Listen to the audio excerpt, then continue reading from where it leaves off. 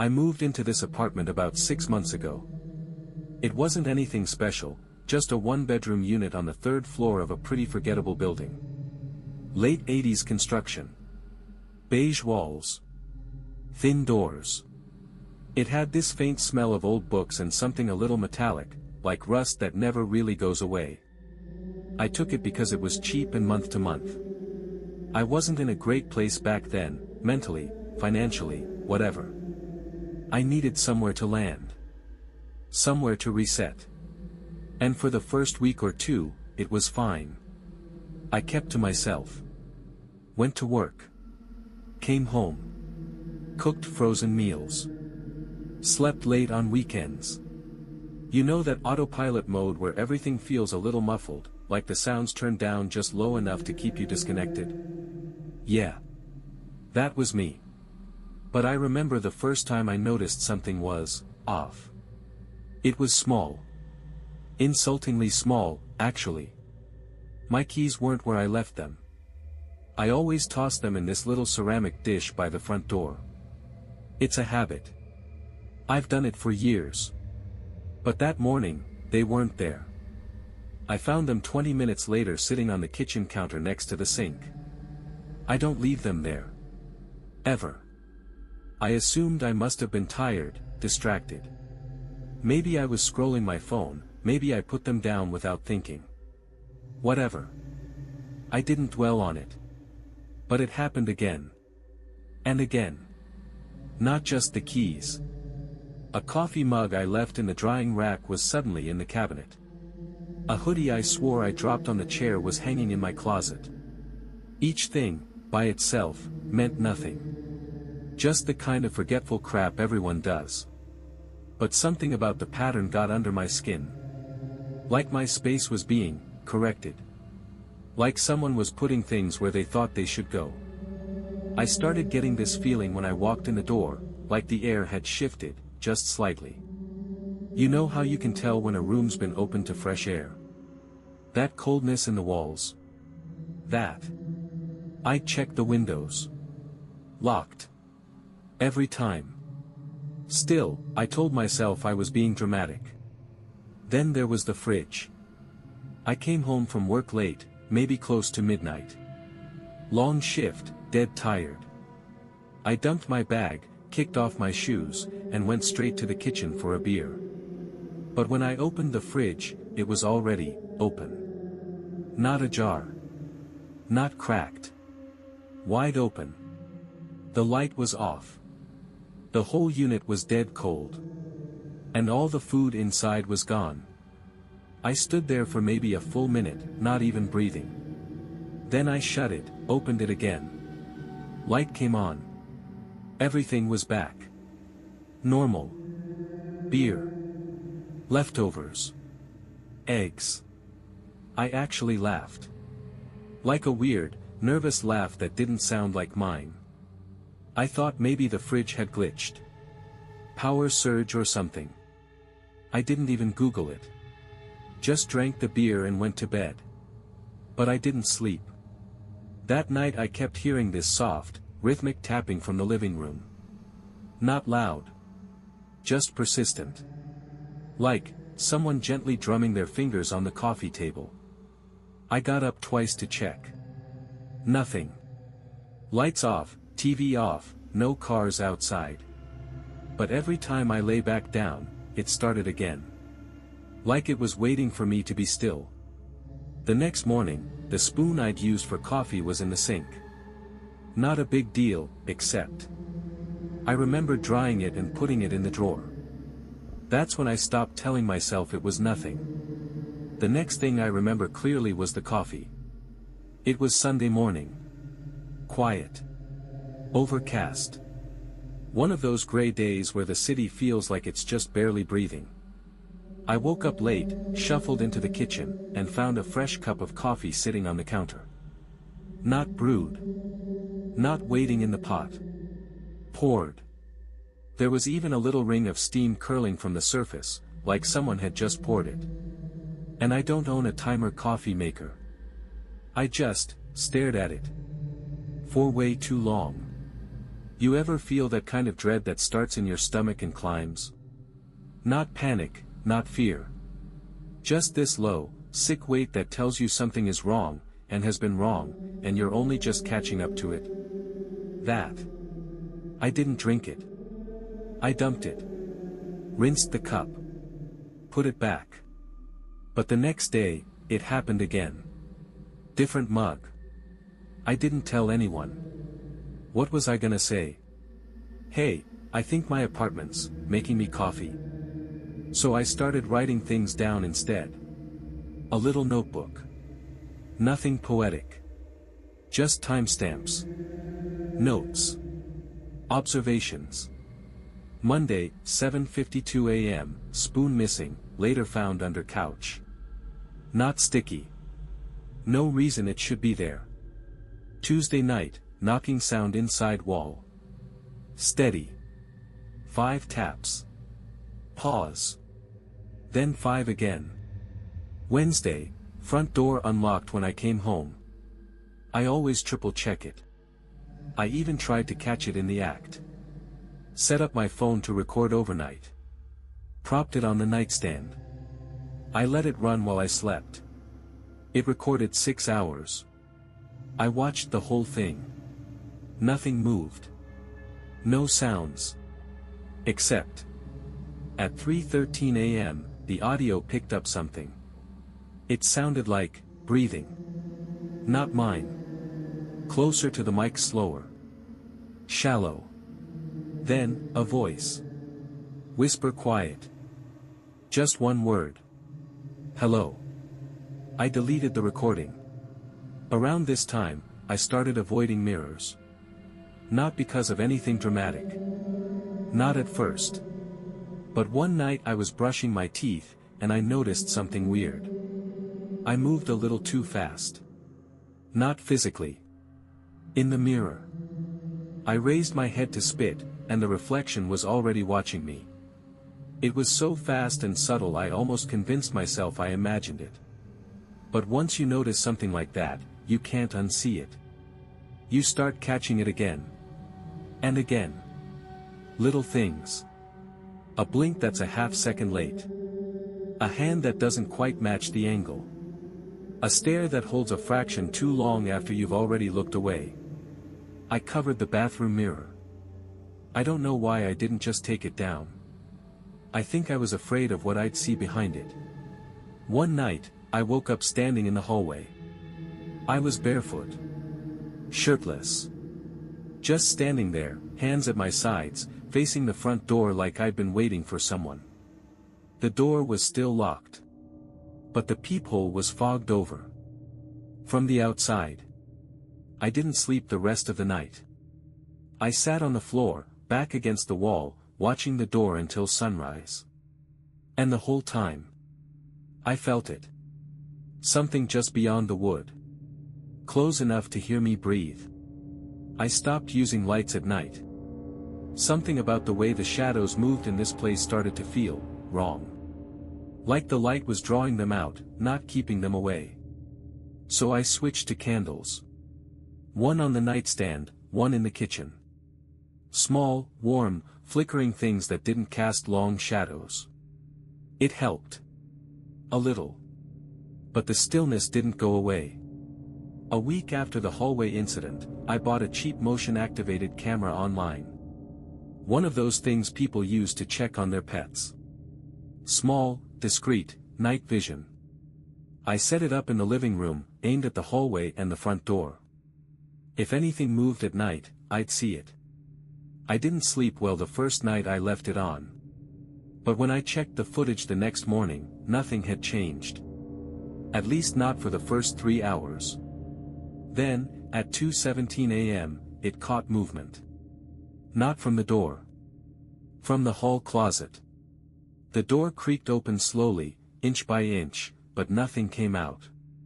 For 5 minutes, it just stood open. And then I walked out. Or something that looked like me did. It had my hair. My clothes. Even the little tear on the sleeve of my hoodie. But it wasn't me. The posture was wrong. Too straight.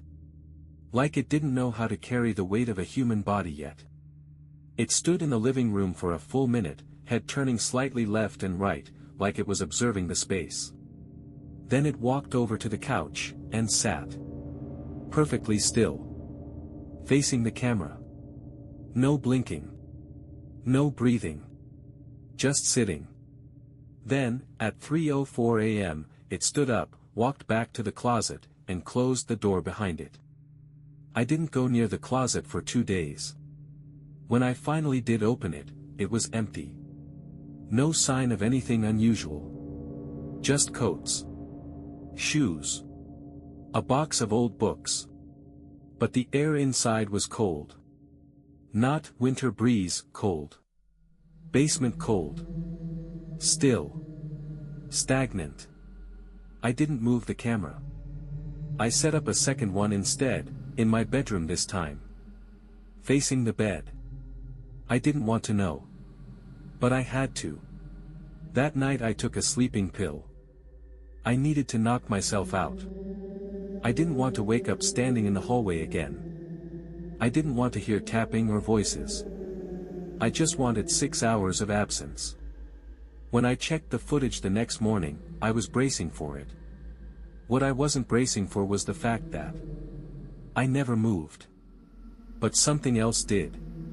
At 3:13 a.m., the frame subtly shifted, like the phone had been touched. Then, slowly, someone sat down at the edge of the bed.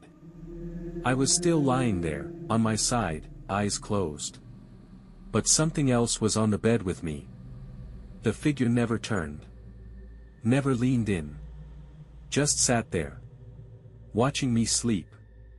And then, after exactly 4 minutes, it stood up. And walked through the wall.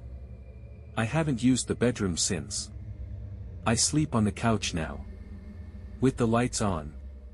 Headphones in. Music playing. Something. Anything. But even out here. I can still feel it. The weight on the bed. The watching. And sometimes, around 3 a.m., I catch movement in the reflection of the TV screen. Just enough to know. I'm not alone. I started noticing the changes in layout about a week ago. It was stupid at first.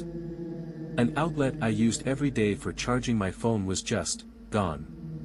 Not covered. Not broken. Gone.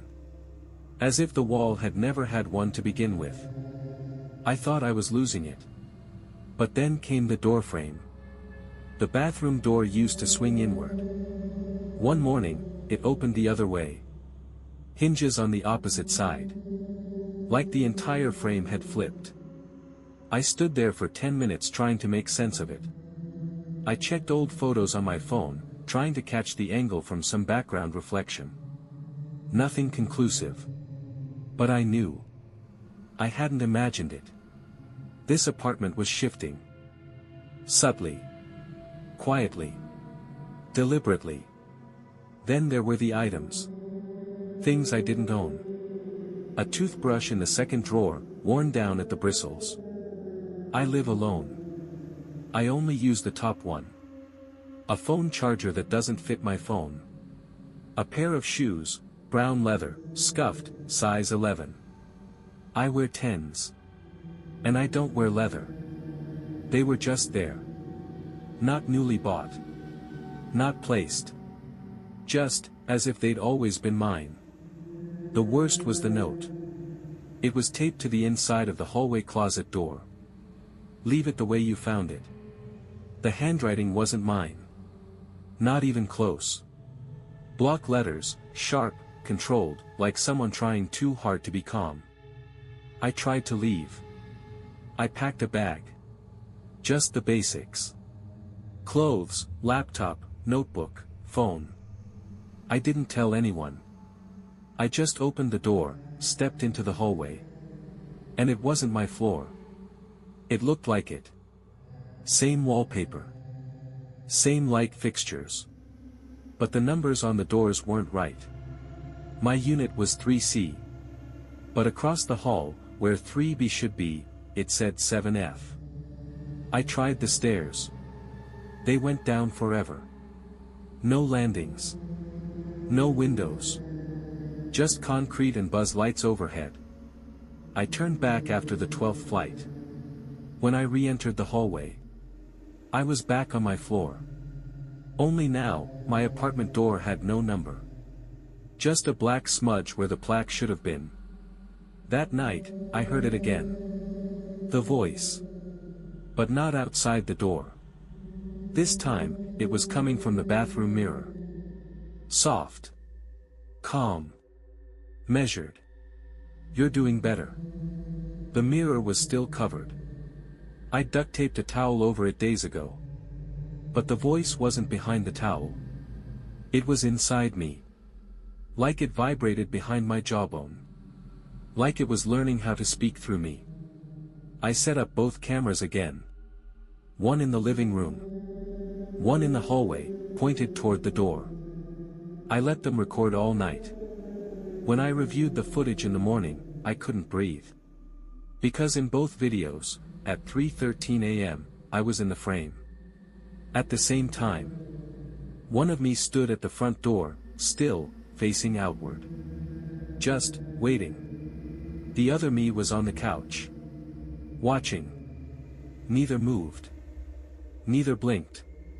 And then, right before the recordings cut off, both looked straight into the cameras at the exact same second. And smiled. It's been quiet lately. No new sounds. No new changes. Just, stillness. The kind that isn't peace. The kind that feels like something has settled. Like a long breath that's finally been held in. I still live here. At least, I think I do. The rooms look familiar. My couch. My books. My shoes by the door.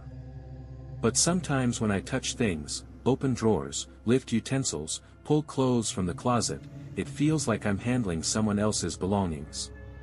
Like I'm visiting. Like I'm keeping someone's place warm. I tried calling my sister last week. We haven't spoken in months. I wanted to hear something real. Someone real. I still had her number saved. I still remembered it. But when I hit call, the phone rang from my bedroom. The one I don't use anymore. I let it ring. 7 times. Then silence. The hallway outside my apartment doesn't always go where it should. Some nights, I open the door and the world beyond it is just gone. No neighbors. No stairs. Just black. Like the whole floor's been folded inward. Other nights, it's too long. The walk to the elevator feels like a mile. The walls repeat every 20 feet, like a broken loop. Once, I tried knocking on a neighbor's door. The sound didn't echo. I've stopped checking the mirror. The towel came down on its own last week. Now, every time I pass the bathroom, I catch a glimpse of a man I don't fully recognize. He looks like me. Sort of. But his eyes don't move right. They track too smoothly. Too mechanically. Like they're following a script. Some mornings, I wake up already standing. Not sleepwalking. Not dreaming. Just standing, barefoot on cold tile, staring at the corner of the room like I'm waiting for a cue. I used to try to snap myself out of it. Now, I just wait. There's a knock at the door every few nights. Same pattern. 3 knocks. A pause. 3 again. I don't answer anymore. Because last time I did, I was already standing outside. Looking in. I think I was supposed to replace someone. I think I did. But something stayed behind. A copy. A loop. A version of me that never made it out. And now, I'm just living the space between. Keeping the apartment warm. Holding still. Watching the mirror. Waiting for it to smile back.